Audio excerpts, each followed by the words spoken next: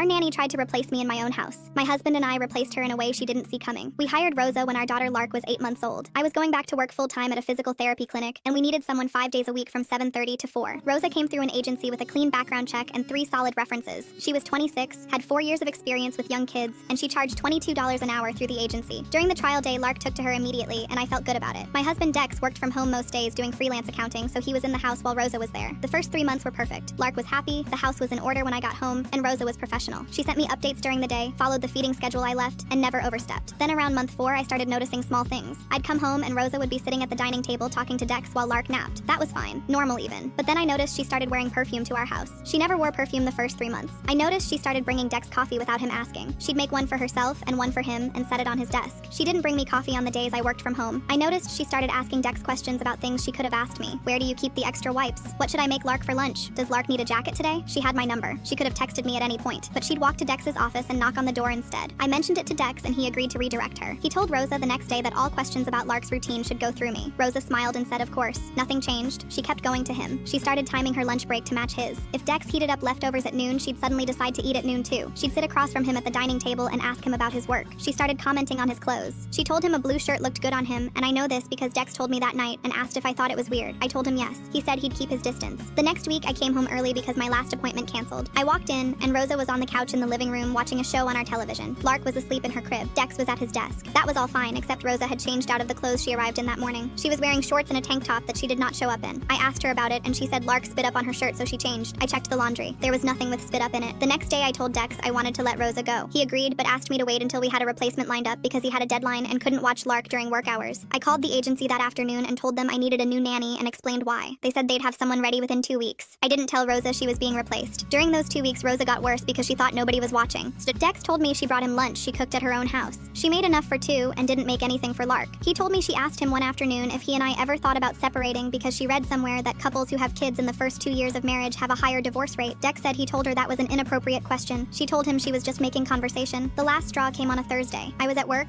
and Dex sent me a text saying Rosa asked him to help her reach something on the top shelf of the hallway closet. He went to help, and when he got there, she was standing on a step stool and didn't need help at all. She just wanted him to come stand close to her. He walked back to his office and closed the door. He told me he didn't want her in our house anymore, and that waiting for a replacement wasn't worth it. I agreed, but I didn't fire her that day. I waited until the new nanny was confirmed, which was 3 days later. On the day I finally let her go, I came home at my normal time. Rosa was at the counter making Dex coffee again. I set my bag down and asked her to sit at the dining table with me. I told her that Friday would be her last day. She asked why. I told her we were going in a different direction for childcare and that the agency would have the details. She looked at Dex, who was standing in the doorway. She asked him if this was his decision too. Dex told her it was. Rosa looked at me and asked if this was because she was too friendly with him. She said it like she was daring me to admit it. I told her it was because Lark needed someone whose attention was fully on her during the day and not split between the baby and anyone else in the house. Rosa asked if I was threatened by her. I looked at her standing there in my house near my daughter's high chair, and for a second I almost took the bait, but I didn't. I said, "I'm not threatened by you, Rosa. I'm ending a professional arrangement." Her smirk fell off. She turned to Dex and softened her face and said, "Dex, you know I've been good to Lark. Can we at least talk about this?" Dex didn't hesitate. He said, "There's nothing to talk about. My wife and I made this decision together." Rosa's mouth opened and closed. Her shoulders dropped. Then she switched. Her eyes filled with tears and her lips started shaking, and she said, "I gave everything to this family. I love Lark like she's my own. I don't understand what I did wrong." I didn't engage. I said, "The agency will handle the transition. Your last day is Friday." She nodded, picked up her bag, and walked out the front door. When her car was gone, I told Dex I wanted to write everything down. Every single thing she did, in order, with dates. He sat down at the dining table and said, "Okay, let's do it." I opened a blank document and we started at the beginning. Month 4, the perfume, the coffee on his desk every morning, the redirected questions, the lunches she timed to his, the blue shirt comment, the outfit change with no spit up in the laundry, the lunch she cooked at her own house and brought for 2, the divorce question, the closet stunt. When we put it all in order, line by line, date by date, it wasn't subtle anymore. It was a pattern, a clear, steady pattern of a woman testing boundaries and pushing further every time nobody stopped her. Dex sat back in his chair and rubbed his face. He said, "I should have said something sooner. I kept thinking I was making it a bigger deal than it was." I put my hand on his arm and said, "You told me every time. That's why we're handling this together." He nodded, but I could see the guilt sitting on him. He felt like he should have drawn a harder line earlier. I didn't blame him for that. After Lark was in bed, I called Marco. Marco has been my best friend since college, and he is the person I call when I need someone to tell me the truth, even when it's not what I want to hear. I told him everything. When I finished, he said, "You're not crazy and you're not jealous. That woman was running a play. The real question is whether she's going to go quietly." I said, "I don't think she will." He said, "Then keep your guard up through Friday. People like that don't lose gracefully." I hung up and let myself feel relief for the first time in months. We had handled it. By next week, this would all be behind us. Then at 10:15, Dex's phone buzzed on the nightstand. He picked it up and his face changed. He tilted the screen toward me. It was a text from a number he didn't have saved, but I recognized it. It was Rosa's personal cell. She had gotten it from the emergency contact sheet I had filled out when we hired her. The message said, "I just Just want you to know I never meant to make things weird. You're a good dad, and I hope we can still be friends. I read it 3 times. That little wave of relief I had been riding just vanished. I told Dex not to respond. He blocked the number right there in front of me. I took a screenshot and added it to the timeline. The next morning, I called the agency before I left for work. I told the coordinator that Rosa had contacted Dex on his personal phone the night after being told she was being let go. There was a pause. Then she asked if I had proof. I read the text aloud word for word. The coordinator said, "That's a violation of our professional boundaries policy. We take that seriously." She said they'd noted in Rosa's file and that Rosa wouldn't be placed with families with male partners working from home. Thursday afternoon, I came home and something felt off before I even set my bag down. It took me a second to figure out what it was. The living room was slightly different. One of the throw pillows on the couch had been moved to the other end. That was small enough to ignore. But then I looked at the shelf by the window where we keep a few framed photos and I saw it. The picture of me and Dex from our anniversary trip. The one where we are standing on the beach and he has his arm around my shoulders and we are both laughing. It was face down, just lying flat on the shelf like someone had pushed it over. Every other frame was standing up, just that one was down. I picked it up and set it right back where it belonged. I didn't look at Rosa. I didn't say a word, but I could feel her watching me from the doorway.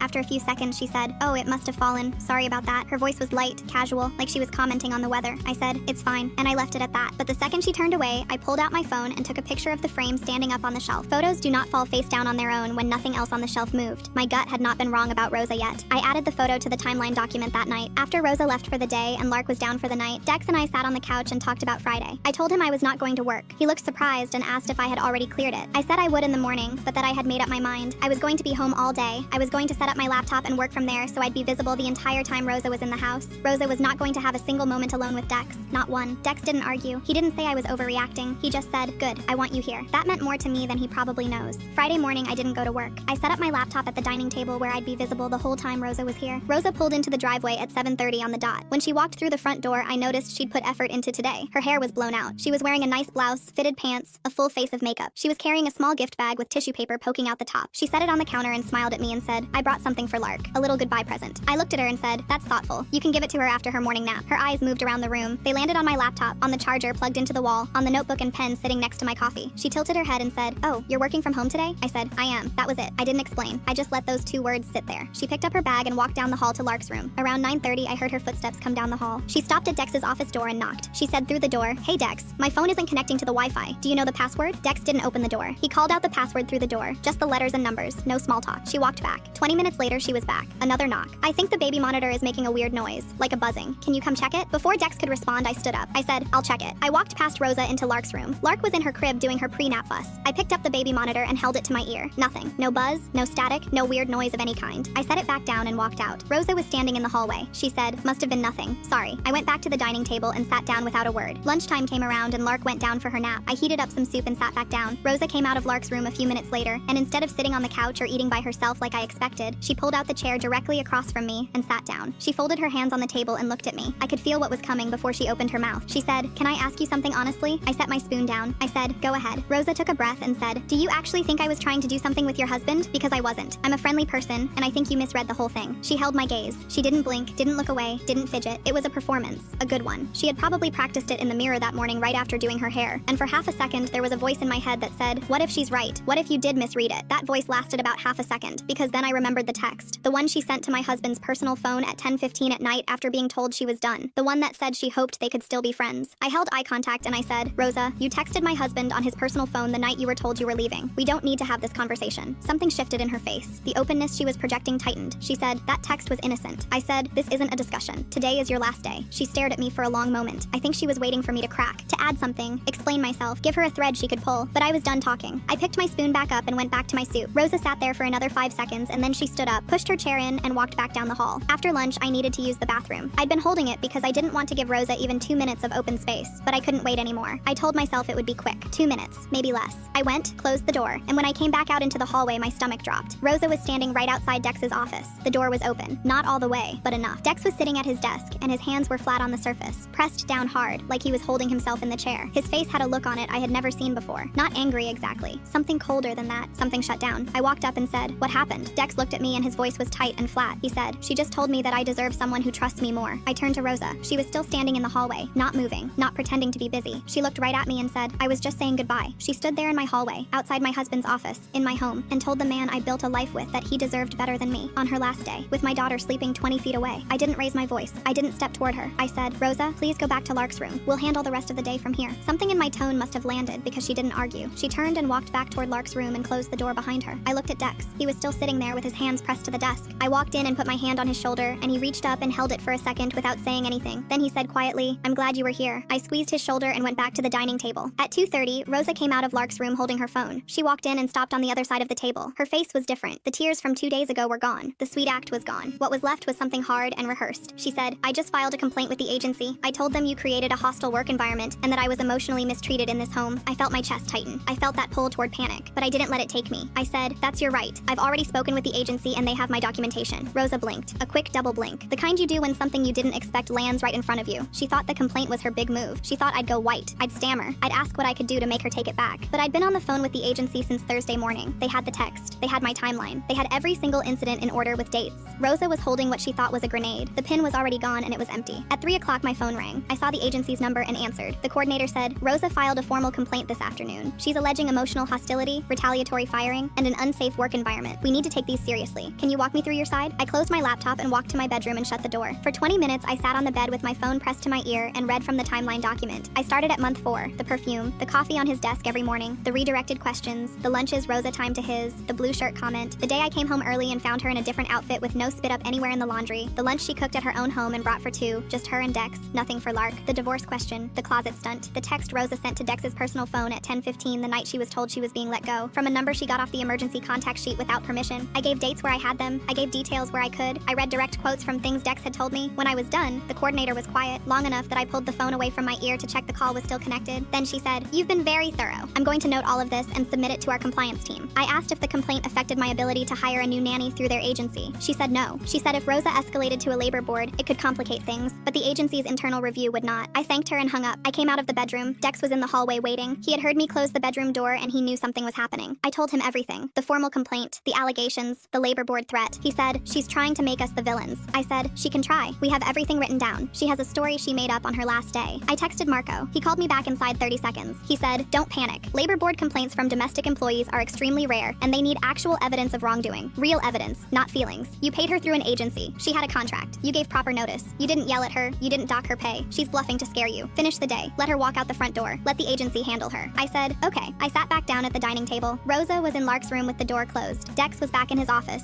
60 minutes left. At 3:55, the door to Lark's room opened and Rosa stepped out holding Lark against her chest. She walked into the living room where Dex and I were both waiting. She set Lark in the playpen carefully and adjusted the blanket around her legs. Then she straightened up and said, "Before I go, I need to say something." She turned her body toward Dex. She said, "You know it wasn't all in her head. You felt it too. The way you'd come out for lunch when I was here. You weren't just being polite." The room went still. Rosa stood there with her chin up and her eyes locked on my husband, and she waited for him to give her something. A flicker, a hesitation. Dex didn't flinch. He said, "Rosa, I came out for lunch because I was hungry. I answered your questions because I'm not rude, but I never once gave you a signal, and I told my wife everything you did because I don't keep things from her. Not one thing." Rosa's lip trembled. She said, "That's not how it felt." Dex said, "I'm sorry it felt that way to you, but it wasn't real." Rosa turned to me. Her composure cracked. She said, "You think you won? You're going to go through nanny after nanny because you can't handle another woman in your house." I pushed my chair back and stood up. I said, "Rosa, I can handle another woman in my house just fine. What I can't handle is someone who thinks my husband is part of the job description. You were hired to take care of my daughter. You decided to audition for a role nobody was casting. That's not my insecurity. That's your confusion." Rosa opened her mouth. Nothing came out. She picked up her bag from the floor. She walked to the counter where the gift bag was still sitting. She pushed it a few inches toward the middle and said, "For Lark, if you'll let her have it." She turned and walked to the front door and walked out. Dex pushed the door shut behind her. My phone buzzed on the dining table. It was a message from the agency coordinator. Rosa's complaint had been reviewed and dismissed due to insufficient evidence and contradictory claims. Rosa had been removed from their active roster pending further review. I set the phone down face up so Dex could see it. The new nanny started Monday. Her name was different. The pay was the same. Lark adjusted by Wednesday. Rosa never came up again. My fiance's family mocked me in Chinese for years until I gave my speech in Mandarin, and I want to tell you about the rehearsal dinner where I let it out. My fiance's name is May. We had been together for 4 years. May's family had emigrated from Taiwan when May was 8. May's family had specific opinions about who May should marry. I am white. I am the kind of man May's family had been not picturing for her. The thing May's family had not been knowing was that I was fluent in Mandarin. My grandmother had been a missionary in Taipei in the 1960s. My grandmother had spoken Mandarin to me from the time I was small. May and I had been speaking Mandarin in private for 4 years. We had been speaking English in front of her family. May had wanted to see how her family would behave when they had assumed I could not understand. May's family had been mocking me at every family event for 4 years. May's mother was named Yihan. Yihan had been the architect. Yihan had been telling May in Mandarin in front of me that our future children were going to be confused and unattractive. Yihan had been telling May that May could still leave me. May's father, Wei Lin, had been the enabler. May's older sister, Su Mei, had been making comments about how I dressed and about my hair. I had been keeping a private record. The record had about 140 entries by the time of the rehearsal dinner. The rehearsal dinner was at a Taiwanese restaurant. The dinner had 36 people. Yihan had been making comments throughout. Yihan had said in Mandarin to her sister sister that she could not believe her daughter was marrying this. Yihan had said our grandchildren were going to be ugly. Yihan had then said, I hope he says something embarrassing in his speech because the speech is going to be in English, so I will not have to listen. I had been planning a speech in English. I made a decision in 4 seconds. The host introduced me. I picked up the microphone. I started in Mandarin. I said, good evening. Before I begin my prepared remarks, I want to share something that has been on my mind for 4 years. The room had gone silent. Yihan's face had gone white. I said, my grandmother had been a missionary in Taipei in the 60s. I have been fluent in Mandarin my entire life. I had been keeping it private because I had been wanting May to fall in love with me as I was, rather than for what I could understand. I said, I have heard everything that has been said about me at family events for 4 years. I want to thank Yihan specifically for the comments tonight at her table. The comments about my children being ugly were a particularly creative addition. I have been keeping a record. The record has approximately 140 entries. The record includes the time Yihan said at last year's Lunar New Year that I was a failure of a son-in-law. The record includes the time Su Mei said at the engagement party that I looked like a sad horse. The record includes the time Wei Lin laughed when Yihan said I would probably leave Mei within 5 years for a younger woman. I continued, I love your daughter. I am marrying her tomorrow. The marrying is going to happen regardless of what you have been saying. I am asking you to stop. I am asking you to consider whether you want to be in our lives going forward. You can be in our lives if you stop. You cannot if you do not. Please make the choice before tomorrow. I switched to English. I summarized briefly. I sat down. The room was silent for 30 seconds. May's uncle started clapping. Other guests joined. Yihan had walked to me. Yihan said in Mandarin, I am sorry. Please give me a chance. I said, tomorrow. You are going to be at the wedding. You are going to behave. The chance starts tomorrow. May and I got married the next day. May's family attended. May's family behaved. May's mother gave a toast in Mandarin that thanked me specifically and apologized. Look, I need to be honest about what happened next because if I am not honest, then none of this matters. The 2 years after the wedding were genuinely good. Yihan started coming over every week. She would show up with containers of food. She would hand them to May and then go straight for Janelle. She would hold Janelle and speak to her in Mandarin, soft and slow. She helped May with the baby constantly. She was there for the hard nights. She just showed up and did the work. Wei Lin started asking me about my work, and not just in English. He would switch into Mandarin sometimes, like he was trying to meet me where I lived. Su Mei had pulled me aside about 6 months after the wedding. She said, I owe you an apology. What I said about you was wrong. I was following my mom's lead and I should not have been. I am sorry. After that, Su Mei never made a single comment. But here is the thing about me that I need you to understand. I still listen. Every single time Yihan opened her mouth in Mandarin, my brain was processing. I could not turn it off. It was like a program running in the background that I did not know how to close. I had started a new document on my phone. I called it Notes. The document had 12 entries by the time Janelle turned 6 months old. 11 of them said nothing. Just the date and the word nothing. One of them, entry number 12, said unclear, need context. Then came the dinner for Janelle's 6-month birthday. May and I hosted it at our place. Yihan had been holding Janelle for most of the evening. I was across the room getting a drink. Yihan was sitting on the couch with Su Mei next to her. They were looking at Janelle. Yihan was speaking softly in Mandarin. My brain locked on, and I caught a fragment. Yihan said, she has his eyes, poor thing. Everything in my body went still. The feeling came back so fast it scared me. 4 years of sitting in rooms while people made fun of my face and my body and my future children, all of that came rushing back in about 2 seconds. She is holding my daughter in her arms, and she is telling Su Mei that Janelle having my eyes is a bad thing. I did not confront Yihan at the dinner. I held it together. I made it through the rest of the night. That night, I sat on the edge of the bed. I took out my phone. I went to entry 12. I deleted unclear, need context. I typed new words. She has his eyes, poor thing. Yihan to Su Mei, referring to Janelle. The cruelty is back. And just like that, 2 years of good faith collapsed in my chest. I had decided. Yihan had not changed. She had just gotten better at hiding it. I started watching her more carefully. The next week, Yihan came over with a gift for Janelle. It was a traditional Taiwanese outfit. May had mentioned to Yihan a few weeks earlier that she wanted to get a matching set, one Taiwanese outfit and one that represented my side of the family. Yihan brought the Taiwanese one. She did not bring the other one. I know how this sounds, but what I saw was Yihan making a choice. I saw her deciding that Janelle's identity was going to be about one side of the family. Then a few days later, Yihan called May and offered to babysit Janelle alone. May thought it was sweet, but in my head I was thinking, she wants hours with Janelle, where I am not in the room and I am not listening. I knew Janelle was too young to understand words, but it did not matter. The fear was about what pattern was being set. May started noticing. At a Sunday dinner, she pulled me into the hallway. She said, what is going on with you? You have been weird around my mom for weeks. I said, nothing. I am just tired from work. May looked at me the way May looks at me when she knows I am not telling the truth. She said, okay. She did not push it, but I could tell she had filed it away. I needed to talk to someone outside of this family, so I called Chance. Chance has been my best friend since college. I told him everything. When I finished, Chance said, bro, you kept a list of 140 things over 4 years. You gave the speech. They changed. And now you are keeping another list? When does it end? I said, you did not hear what she said about Janelle's eyes. Chance said, okay, tell me exactly what she said. I said, she has his eyes. Poor thing. Chance said, did you hear the whole sentence? I opened my mouth to say yes, but I could not say yes. Because the truth was, I had been across the room. I had caught a piece of a sentence, not the whole thing. Chance said, look, I am not saying your feelings are wrong. I am saying you have been in this pattern before. Just make sure you are not building something that is not there. But I decided I needed proof. So at the next family dinner, I brought my phone into the living room and set it on the side table near the couch where Yihan usually sat. I opened the voice recorder app and I hit record. I told myself this was reasonable. I did not tell May. After everyone left and May went to bed, I sat in the living room with headphones and I listened. I was looking for it. I was scanning every sentence. And then I found the part I had been looking for. Except it was not what I had been looking for. The comment from the 6-month dinner. Yihan said it again at this dinner. The full sentence was, she has his eyes, poor thing. She is going going to have every boy chasing her when she is older. That was the whole sentence. Poor thing was not about the eyes being bad. Poor thing was about Janelle being so pretty she was going to have to deal with boys. Yihan was bragging. She was saying my daughter had beautiful eyes. My eyes. It was a compliment. I sat on my couch with my headphones in, and I stared at my phone. I did not know what to do with that. The next morning, I was in the shower, and May was in the bedroom with Janelle. I had left my phone on the nightstand. May wanted to find a photo I had taken of Janelle. She told me later that she had opened my Photos app and then accidentally swiped into my files, and there it was, a file labeled Notes. She opened it. She read 12 entries. She read entry 12. She read the words I had typed on the night of Janelle's 6-month dinner. I came out of the shower, and May was sitting on the bed holding my phone. When she finally looked at me, her face was not angry. It was something worse than angry. It was tired. We did not talk about it for the rest of the day. That night, after Janelle was asleep, I was in the kitchen cleaning up. May came in. She stood on the other side of the island. She said, "You are keeping another record of my mother. After everything. After she apologized at our wedding. After 2 years of her trying. After she has been here every single week helping us with our daughter. You are still keeping score." I said, "May, I heard something. At Janelle's dinner. Your mom was talking to Sume and she said Janelle has my eyes, poor thing." I heard her say it. May's face changed. She said, "That is a compliment. In Mandarin, that phrasing means she is going to be beautiful. When you say poor thing after talking about a baby's looks, you are saying the baby is going to be so pretty that it is going to be a problem." My mom was bragging about our daughter. She was telling Sume that Janelle got your eyes and she is going to be gorgeous because of it, and you turned it into evidence. Each word landed like someone dropping stones into water. I said, "I was protecting Janelle." May looked at me and she said, "You were protecting yourself. There is a difference." My mom changed. You did not. She turned around and walked out of the kitchen. I heard her footsteps go down the hall. I heard Janelle's door open and close. May was sleeping in Janelle's room. She had chosen our daughter's room because our daughter was not keeping a list of every word her grandmother said. Our daughter just let people love her. I picked up my phone, I opened the recording, I put my headphones in, and I hit play from the beginning. I was not scanning this time. I was just listening. The first thing I heard was Yihan in the living room with Janelle. Janelle was making those little baby sounds. Yihan was laughing with my daughter. The kind of laugh that comes out of you when a baby does something small and dumb and perfect. Then I heard something I had not caught the first 3 times. Yihan's voice got soft and low, and she started singing. It was a Mandarin lullaby. I knew it. I knew it in my bones. It was the lullaby my grandmother Brittany used to sing to me when I was small. The same melody, the same words. Yihan was singing it to Janelle. My grandmother learned that song in Taipei in the 60s and brought it home and gave it to me. And now Yihan was giving it to my daughter from the other direction. And it was the same song. I had not heard it the first 3 times because I had been fast forwarding through the parts where nothing bad was being said. About 40 minutes into the recording, I heard Yihan talking to Wei Lin in the kitchen. Their voices were low. Yihan said, "He is a good father. I was wrong about him." 6 words in Mandarin, spoken quietly to her husband while I was in another room. She was not performing. I had listened to this recording 3 times before tonight, and I had not heard Yihan say I was a good father because I had only been listening for proof that she still thought I was a bad one. Sitting there in the dark living room at 3 in the morning, I saw something I had missed. The old entries were proof that Yihan was cruel. The new entries were proof that I could not stop looking for cruelty even when it was not there. The pattern was not hers anymore. It was mine. The next morning, May was distant. I waited until Janelle was in her high chair and then I said, "Can we talk?" May stopped what she was doing. She said, "Talk to my mom first. She deserves to know what you have been doing." I drove to Yihan and Wei Lin's house. Yihan opened the door. She looked at my face and her expression shifted from surprise to something careful and knowing. She did not ask what was wrong. She just stepped aside and said, "Come in." She poured tea. She set a cup in front of me. She waited. So I told her. I told her about the new record. I told her about the comment at Janelle's 6-month dinner and how I had heard it wrong. I told her I had been watching her for weeks. I told her I had recorded a family dinner without anyone knowing. Yihan listened to all of it without interrupting. Then she got up from the table. She walked to a drawer. She pulled out a journal. The cover was soft from being handled. She brought it to the table and put it in front of me. "I have been keeping my own record," she said. I opened it. 2 years of entries, all in Mandarin, all in her handwriting. Each entry was a cruel thing she remembered saying to me. Next to each one, she had written why she said it and what she should have said instead. I turned to the last page with writing on it. The entry was from the previous week. It said, "I told Sume that Janelle has his eyes. I meant it as a compliment. I hope he heard it that way. I am afraid he did not." Something broke open in my chest when I read that. Yihan said, "I knew you were still listening. I have been listening to myself too. I am trying to hear myself the way you hear me. I do not always get it right, but I am trying." For the first time, I did not see the woman who called my future children ugly. I saw a woman who had spent 2 years rewriting herself one entry at a time. Yihan said, "You do not have to forgive me today. You do not have to trust me today, but please do not teach Janelle to listen for cruelty in the people who love her. That is what I did to May. That is why May was afraid to bring you home. I do not want that for my granddaughter." I said, "I am sorry. I was wrong." Yihan said, "You were hurt. Hurt people listen differently. I know because I was one." Then Yihan said, "Would you like to stay for lunch? I am making Janelle's favorite." I said, "Janelle is 6 months old. She does not have a favorite." Yihan smiled and said, "She does. She just cannot tell you yet. A grandmother knows." I laughed. It came out of me before I could think about it. Real and easy. I drove home and showed May the journal. She sat on the couch and read every page and cried. I deleted the new record and the old one. I deleted the recording. I said, "I think I have been keeping score because I was afraid that if I stopped, I would miss the moment it went bad again. But I was so busy watching for it that I almost made it happen." May said, "My mom is not perfect. She is never going to be perfect, but she is trying harder than anyone I have ever seen. And you standing up at that rehearsal dinner is the reason she started. You gave her something to live up to. Now, you have to let her." Yihan comes over twice a week now. She speaks Mandarin to Janelle and sometimes slips into English for my benefit, even though she knows I understand both. It is a small kindness. I stopped listening for cruelty. I started listening for effort. The difference has changed everything. Last week, I watched Yihan teaching Janelle a clapping game in Mandarin, the same game my grandmother grandmother Brittany taught me 40 years ago in the same language. Two women from different decades, different countries, different reasons for learning the language, connected through a 6-month-old girl who does not know any of this yet. The speech was the foundation. But the foundation is not what you live in what you build on top of it, and we are still building.